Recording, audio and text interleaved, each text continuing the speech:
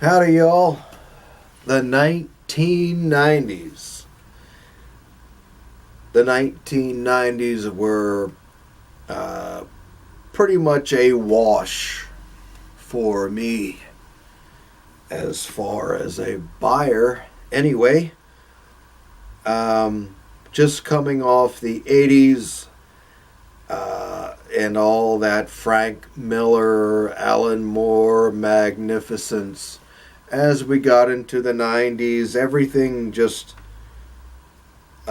everything that followed Daredevil, Ronin, The Dark Knight, Alan Moore's Swamp Thing, and Watchmen, it all just seemed so dry to me. And some titles seemed to be very derivative. Everyone was trying for that profundity of Miller and Moore, but they didn't have the talent to reach that level, Anyway, not to mention my own sensibilities were changing. My priorities were changing. I was pushing 30 years old, and I was really focused on my job.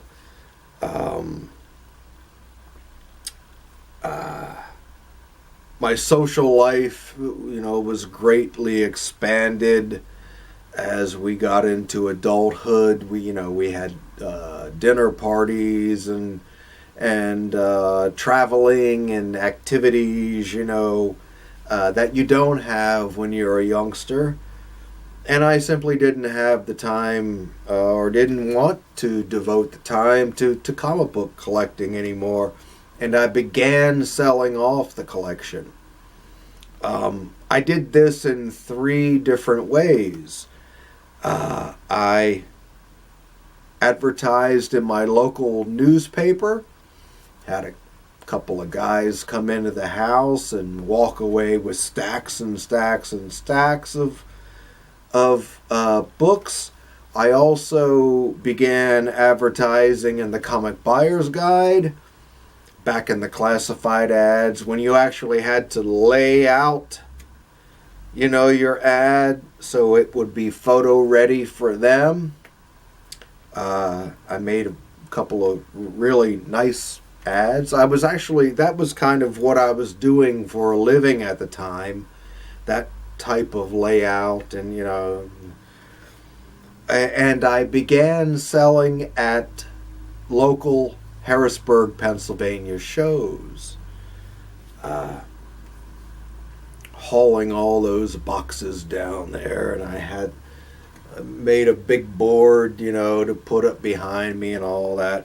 I have some really good stories about those local cons.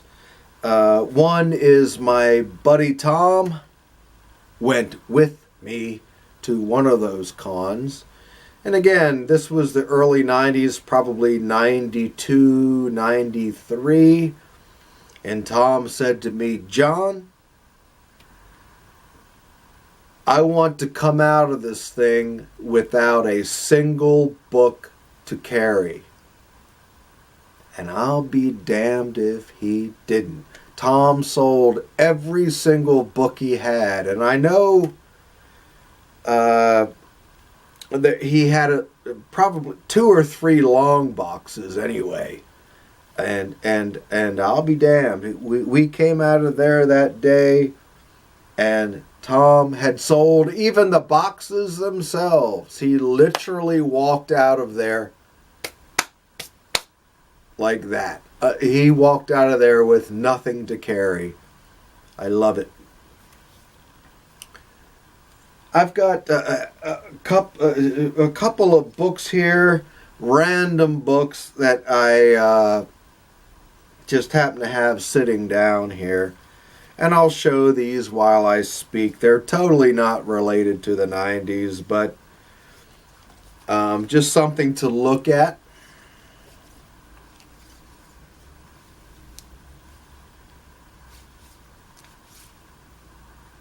Yes, Green Lantern 171, classic Gil Kane.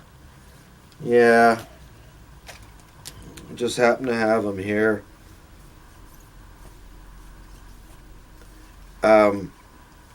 Two things.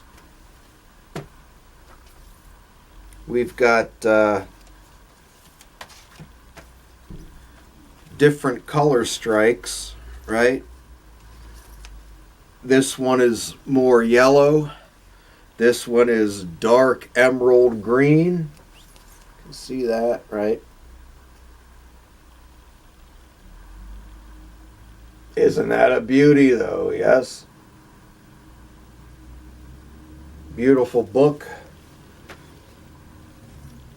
Another one. Oh, here it is.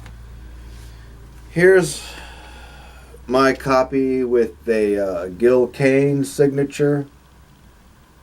I hope that is picking up okay, focusing all right.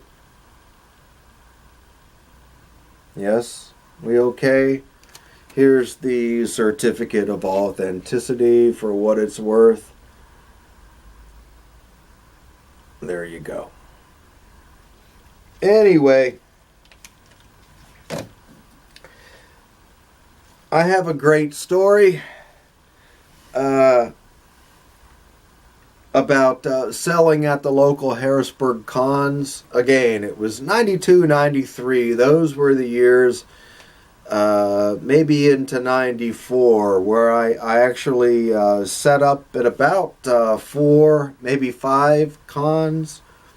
Anyway, at the one con, this young boy came wandering around again and again and again. He must have been 9 or 10 years old. Cute little kid. Really reminded me of myself at that age. And he kept wanting to look at this copy of Amazing Spider-Man number 129 that I had. It was a copy that I had pulled from the bargain bins in the late 70s. It was probably a fine plus, maybe even a very fine minus. But somehow I had missed. I was collecting Spidey at the time off the rack, and somehow I had missed number 129 off the rack. So it was only a few years later that I was able to get my hands on that copy. Anyway, excuse me. Too much coffee. The last time he came around, it was late in the day, and his mother was with him. And he wanted to see it again. And I think I had it priced at $100. The Punisher at the time, blazing hot character. The Punisher and Wolverine in the late 80s, early 90s, yeah, those were the two guys, the Punisher and the Wolverine.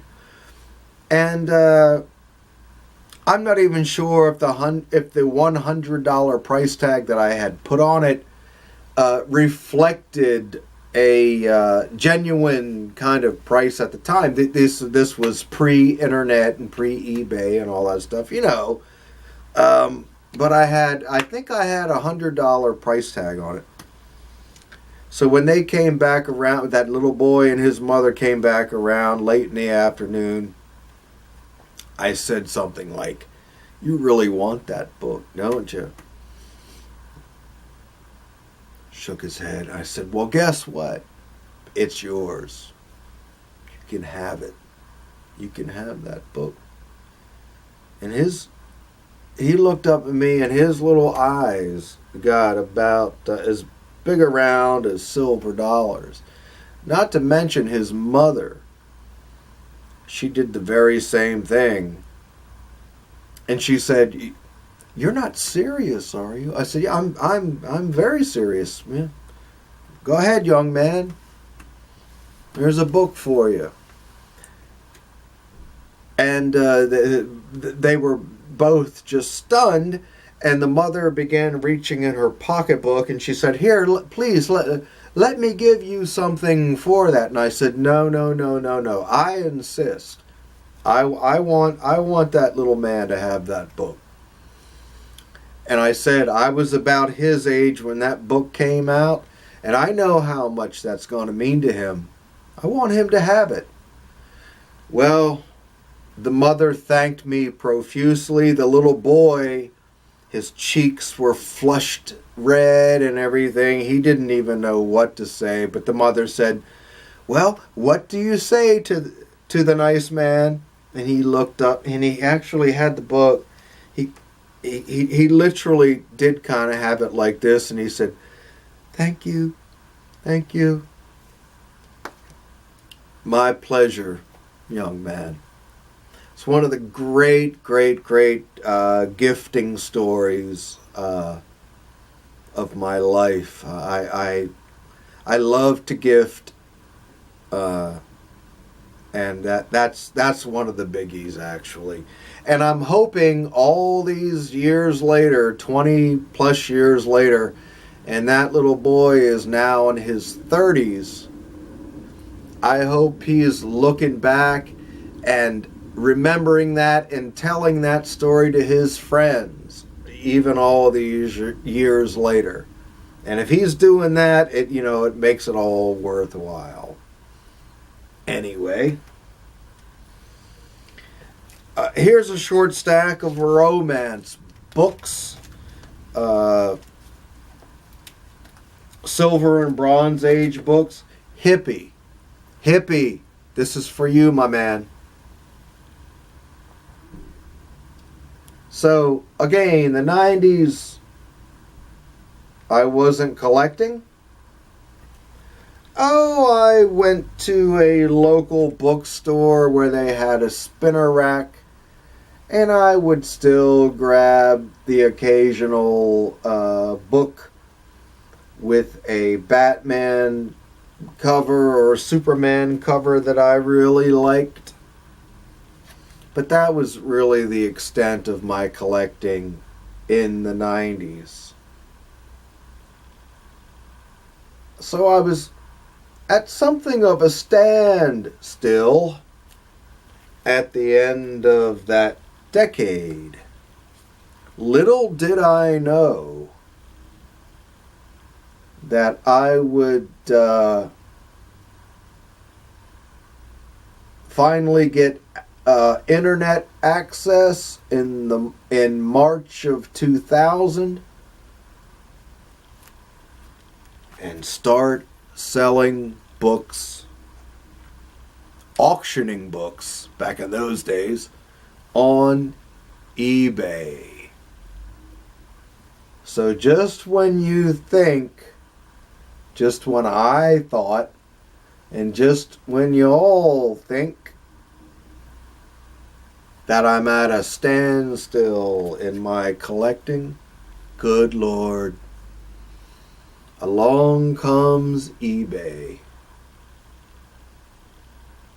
Got some fabulous stories to tell about those early eBay years.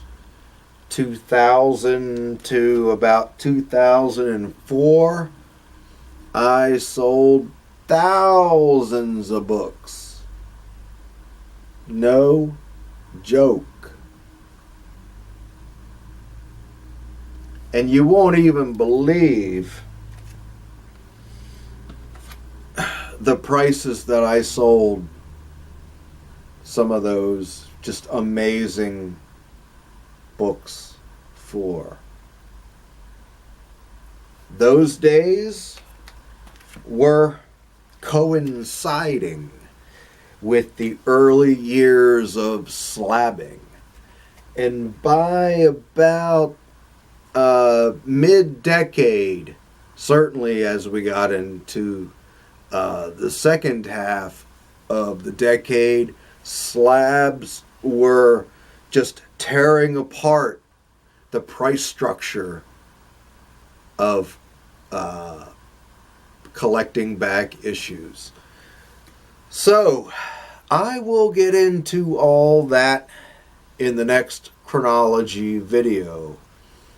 I've got a couple of things a couple of other things coming up shortly. I'm going to continue with my Rainbow series. I think I'm going to do blue covers next. So get ready for a bunch of blues. I also have an illustration for comickKrakK's value stamp project. I'm too late to get into his first edition of this value stamp project, value stamp book that he's created, but I'm hoping he will do a volume 2, and I've already got my character and the notion of my illustration picked out. And frankly, that's why I have these Green Lantern books out, because when I do my illustration, I'm going to kind of base it on this great Gil Kane illustration of Green Lantern. I'm not saying that the illustration is going to be me as Green Lantern, but I think that pose is so dynamic and so typical of Kane. Gil Kane is my all-time favorite comic book artist. I'll be able to adapt that kind of thing to that lovely square format of the stamp. That's why I actually have these books out now. Anyway, thanks for watching, everybody. Rambling old man, but stick around. Lots of great stuff to come here very shortly. So I'll see y'all later. Happy collecting. Bye-bye.